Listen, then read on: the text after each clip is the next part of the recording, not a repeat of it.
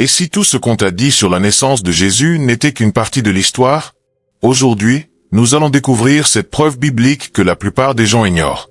Des preuves dissimulées dans les textes sacrés, qui révèlent quand le Messie est réellement né. Reste jusqu'à la fin, parce que la dernière preuve va changer ta manière de voir Noël pour toujours. Depuis des siècles, des millions de personnes célèbrent la naissance de Jésus le 25 décembre. Mais si tu ouvres la Bible et que tu la lis avec attention, tu vas remarquer quelque chose de fascinant. Les Écritures ne mentionnent jamais cette date. Elles ne donnent même pas d'indices qui pointent vers l'hiver. Alors la question devient inévitable. Quand Jésus est-il vraiment né? Ce n'est pas une attaque contre une tradition. C'est une enquête. Une recherche honnête, fondée sur les mêmes Écritures que des millions de personnes considèrent comme sacrées. Et ce que nous allons découvrir aujourd'hui pourrait te surprendre. Imagine un instant que tu puisses voyager dans le temps. Que tu puisses te tenir sur cette colline près de Bethléem et voir le ciel exact de cette nuit-là. Qu'est-ce que tu verrais? Quelle serait la saison? Que feraient les bergers? Toutes ces questions ont des réponses. Et ces réponses sont dans la Bible. Commençons avec la première preuve, la chronologie d'Hérode le Grand. Dans l'évangile de Matthieu, chapitre 2, il est écrit que Jésus est né au jour du roi Hérode. Ce n'est pas un détail secondaire. Les historiens ont documenté la vie et la mort d'Hérode avec une précision notable. Hérode est mort en l'an 4 avant Jésus-Christ, selon notre calendrier moderne.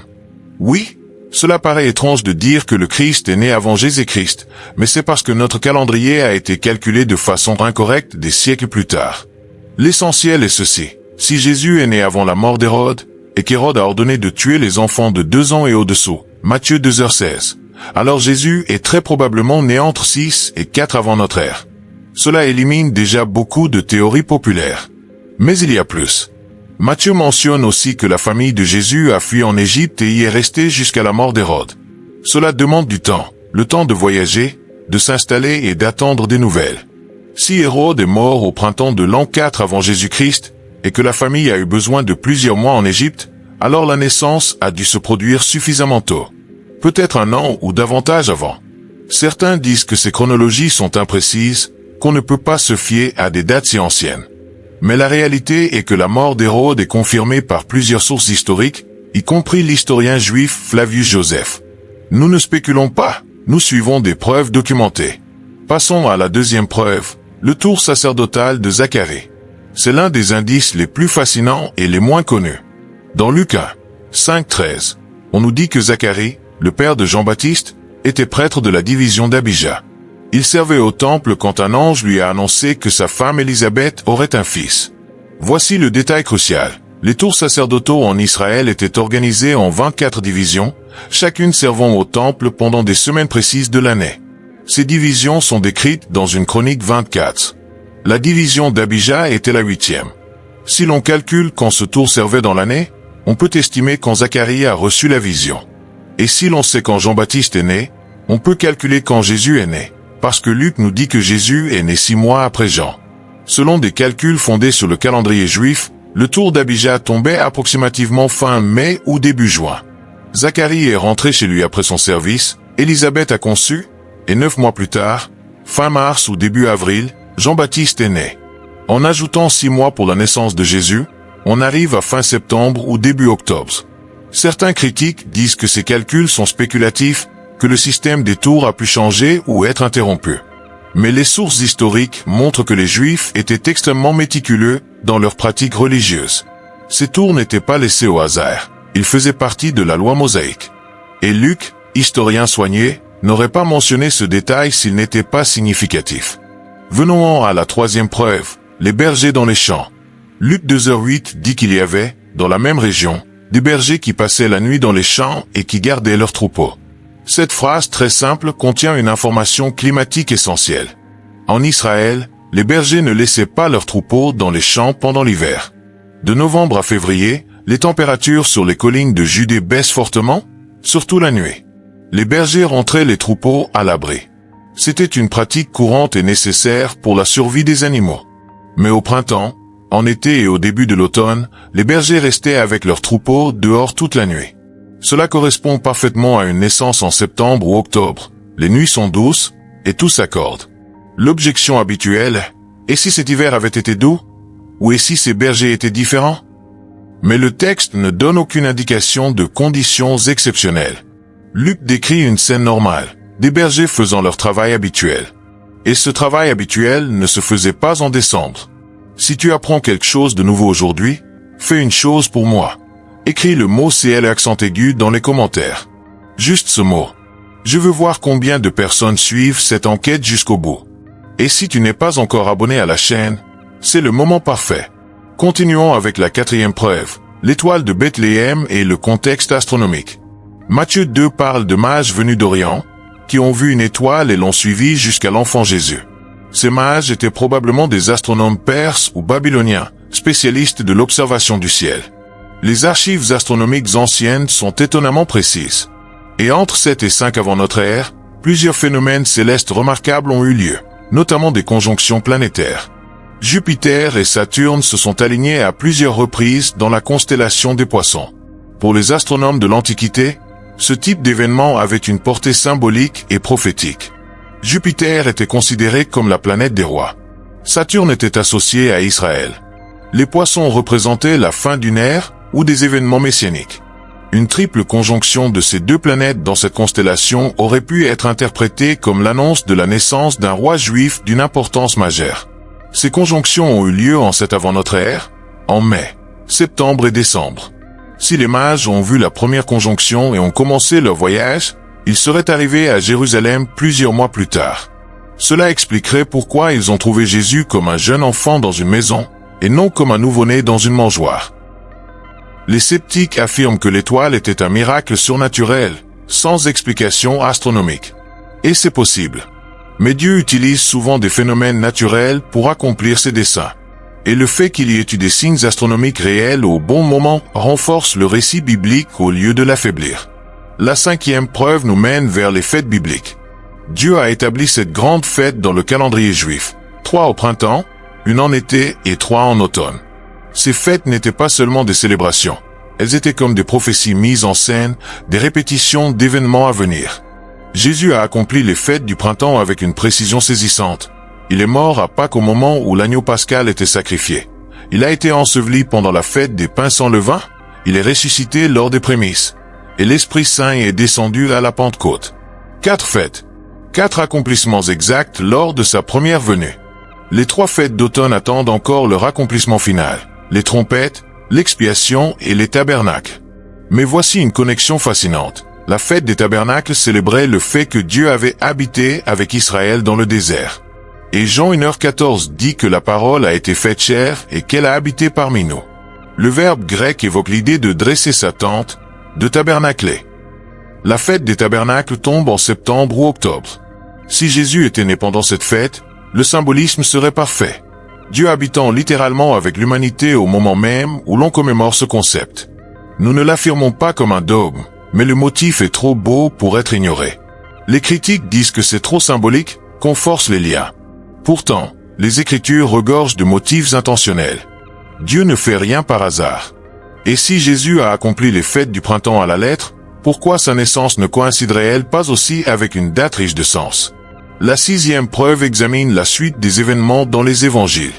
Luc 2, 1 et 5 décrit le recensement lié à Quirinius. Ce recensement est parfois discuté, car les archives romaines sont incomplètes. Mais nous savons que les recensements romains exigeaient souvent que les personnes se déplacent vers leur ville d'origine.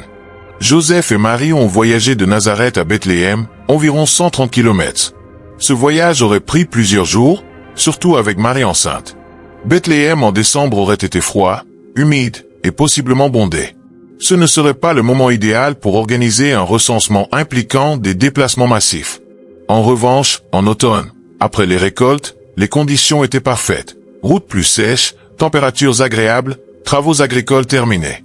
Et si la naissance coïncidait avec la fête des tabernacles, Bethléem aurait de toute façon été rempli de pèlerins juifs, ce qui expliquerait naturellement pourquoi il n'y avait pas de place à l'hôtellerie. L'objection. On ne peut pas prouver exactement quand ce recensement a eu lieu. C'est vrai. Mais la logique des déplacements et des saisons pointe vers l'automne, pas vers l'hiver. Enfin, la 7e preuve, la cohérence prophétique. Les prophéties messianiques de l'Ancien Testament sont pleines d'images de récolte, de plénitude des temps, d'accomplissement. Michée 5h2 annonce la naissance à Bethléem. Ésaïe 7h14 parle de la Vierge qui concevra. Mais il existe aussi des indices temporels plus subtils. Daniel 9 contient la prophétie des 70 semaines, que beaucoup d'érudits interprètent comme une chronologie messianique pointant vers le ministère de Jésus. Le langage y est saturé d'images de temps fixés, de plénitude, comme le dit aussi Galates 4h4, quand les temps furent accomplis. Dans le calendrier juif, l'automne est le temps de la récolte finale, le temps de la plénitude, quand les fruits mûrs sont rassemblés. Si Jésus est l'accomplissement des promesses, quel moment serait plus approprié pour son entrée dans le monde que la saison de la récolte d'automne? Les sceptiques disent que nous romantisons la chronologie. Mais la Bible elle-même utilise constamment le langage agricole pour expliquer les réalités spirituelles. La moisson est une métaphore centrale du royaume de Dieu. Et si le monde physique reflète des vérités spirituelles, alors le moment de la naissance de Jésus peut avoir un sens à plusieurs niveaux. Alors, qu'avons-nous découvert? Récapitulons. La chronologie d'Hérode donne une fenêtre entre 6 et 4 avant notre ère. Le tour sacerdotal de Zacharie pointe vers une naissance en septembre ou octobre. Les bergers dans les champs confirment une saison douce, pas hivernale. Les événements astronomiques de 7 avant notre ère correspondent au voyage des mages. Les fêtes d'automne offrent un contexte prophétique cohérent. La logistique du recensement favorise l'automne plutôt que l'hiver. Et le langage prophétique de récolte et de plénitude s'accorde avec une naissance en automne. Aucune preuve, prise seule, n'est absolument décisive. Mais ensemble, elles forment une image cohérente, celle d'une naissance très probablement en septembre ou octobre, possiblement pendant la fête des tabernacles, entre 6 et 4 avant notre ère. Est-ce que cela signifie que célébrer le 25 décembre est mal? Non. Les traditions ont leur valeur. Elles rassemblent les familles et ouvrent des moments de réflexion. Mais connaître le contexte historique peut enrichir notre compréhension. Cela nous relie à la réalité de cet événement extraordinaire où le divin a touché l'humain. Pense à ceci. Un Dieu infini a choisi un moment précis dans le temps. Une saison particulière. Un contexte culturel spécifique. Chaque détail comptait. Rien n'était aléatoire. Tout était orchestré avec une précision divine. Et si Dieu a prêté une telle attention aux détails de la naissance de son Fils, combien plus prête-t-il attention aux détails de ta vie? Chaque saison a un sens. Chaque circonstance fait partie d'un plan plus grand. Chercher la date réelle de la naissance de Jésus n'est pas seulement un exercice académique. C'est une invitation à regarder plus profondément, à lire les Écritures avec des yeux neufs, à découvrir des couches de sens qu'on ne voit pas au premier regard. Ces 7 preuves ne sont pas une attaque contre la foi. Elles confirment que la Bible est un document solide, rempli de détails historiques que l'on peut examiner et étudier. Et chaque fois qu'on la lit avec honnêteté, on découvre qu'elle résiste à l'analyse. Alors, Jésus est-il né le 25 décembre? Probablement pas. Est-il né en septembre ou octobre, pendant la fête des tabernacles? Les indices bibliques et historiques vont fortement dans ce sens. Peut-on être sûr à 100%? Non. Et ce n'est pas un problème. La foi ne dépend pas d'une certitude absolue sur chaque détail. Elle repose sur le cœur du message. Dieu s'est fait homme, a vécu parmi nous, est mort pour nous et est ressuscité pour notre salut. Mais il y a quelque chose de magnifique dans la recherche de la vérité. Ne pas se contenter de réponses superficielles, oser poser des questions, suivre les indices. Car à chaque nouvelle découverte, notre compréhension s'approfondit et notre émerveillement grandit. Imagine cette nuit sur les collines de Bethléem. Septembre ou octobre. L'air doux de l'automne. Les étoiles brillantes. Les bergers veillant sous un ciel qui s'apprête à se remplir. Le Créateur de l'univers entrant dans l'univers comme un bébé vulnérable. Le roi éternel naissant dans la simplicité. Le lion de Juda venant comme un agneau. C'est l'acte d'humilité le plus grand de l'histoire, arrivé à un moment choisi avec intention. Aujourd'hui, tu as découvert cette pièce d'un puzzle que la plupart ne regardent jamais. Tu as creusé sous la tradition et tu as trouvé une trame de détails, de culture, d'astronomie et de prophétie. Ces preuves ne réduisent pas le mystère, elles le magnifient. Que vas-tu faire de cette information? La partager? Approfondir tes recherches? Changer ta façon de célébrer? Ou simplement ajouter une nouvelle couche d'appréciation? À toi de choisir. Mais ne laisse pas ce savoir rester seulement dans ta tête. Laisse-le toucher ton cœur. Laisse-le te rapprocher du Dieu qui a tout planifié avec amour.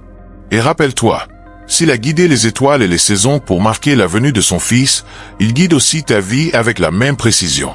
La date de la naissance de Jésus compte parce qu'elle montre que Dieu agit dans l'histoire réelle, dans des temps réels, des lieux réels, avec des personnes réelles. Ce n'est pas un mythe abstrait. C'est une histoire ancrée dans le monde. Si cette vidéo a changé ta perspective, si tu as appris quelque chose, si ta foi s'est renforcée, alors fais 3 choses. Premièrement, laisse un like. Deuxièmement, abonne-toi et active la cloche, parce qu'on va continuer à dévoiler des vérités bibliques que beaucoup ignorent. Troisièmement, partage cette vidéo avec quelqu'un qui a besoin de lire les Écritures avec un regard neuf. Dans les commentaires, dis-moi ce qui t'a le plus marqué. La preuve astronomique? La connexion avec les fêtes? Le détail des bergers? Je veux savoir laquelle de ces 7 preuves t'a le plus convaincu. Et si tu as d'autres indices ou questions, écris-les. Cette communauté est là pour chercher la vérité ensemble. La clé qui ouvre le mystère de la naissance de Jésus n'est pas une date sur un calendrier. C'est le désir de chercher la vérité avec un cœur sincère. C'est la volonté de vérifier par soi-même. C'est l'humilité d'admettre qu'il reste toujours à apprendre. Et cette même clé ouvre beaucoup d'autres portes. Une foi plus profonde, une relation plus authentique avec Dieu, une compréhension plus riche de sa parole. Continue à chercher. Continue à étudier. Continue à poser des questions. Car dans la quête honnête de la vérité, tu finis toujours par rencontrer celui qui est la vérité. On se retrouve dans la prochaine vidéo. D'ici là, que la grâce et la paix du Messie né au moment parfait fixé par le Père soient avec toi. Shalom.